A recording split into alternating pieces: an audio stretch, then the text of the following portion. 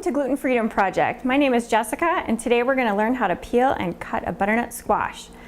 So the first thing you'll want to gather is your equipment. You'll need your cutting board, that's just for cutting fruits and vegetables. You'll need your French knife, your paring knife, of course your butternut squash, and just a quick safety thing.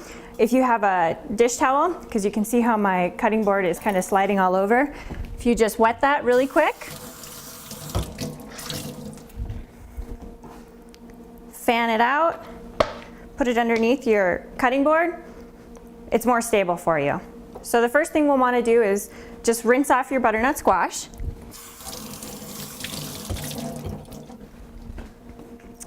Lay it on its side, and using your French knife, when you hold your French knife, hold it firmly with your thumb and your forefinger around the edges. Cut with your tip stable so you can maneuver your knife without cutting yourself. And we're just going to slice off the top. These can be pretty tough to cut, so just do it the best you can. Doesn't have to be perfect. Whatever works best for you. So we'll just move those off to the side. The next thing you're going to do is flip it on its flat bottom, and we're going to cut it in half this way. And then I like to work in sections, so we'll cut it in half again.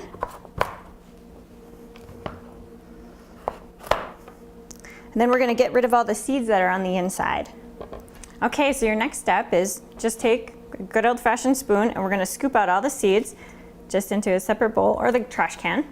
Probably don't want to put these in your garbage disposal. This takes kind of a while here. And you can kind of scrape the inside of the butternut squash to get all of those seeds out and any of the stringy flesh. So we're finished with that. The next thing you're going to do is use your mini chef knife or your paring knife, and we're going to cut off the skin. So there's a few different ways that you can, well, there's two different ways that you can peel your squash. You can use your mini paring knife and do it when it's raw.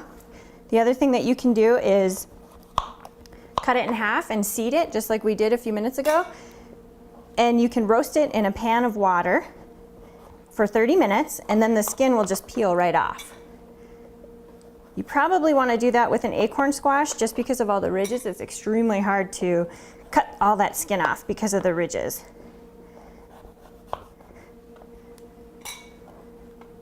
And then the next part is we're just going to slice it. You can cube it, slice it, however you want to use, whatever you're using it for. So I'm just going to slice mine. Doesn't have to be perfect. It's whatever you want it to be, whatever you're going to use it for. Again, holding your knife very firmly.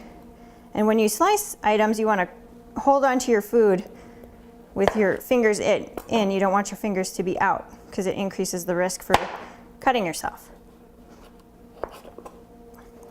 And there we go.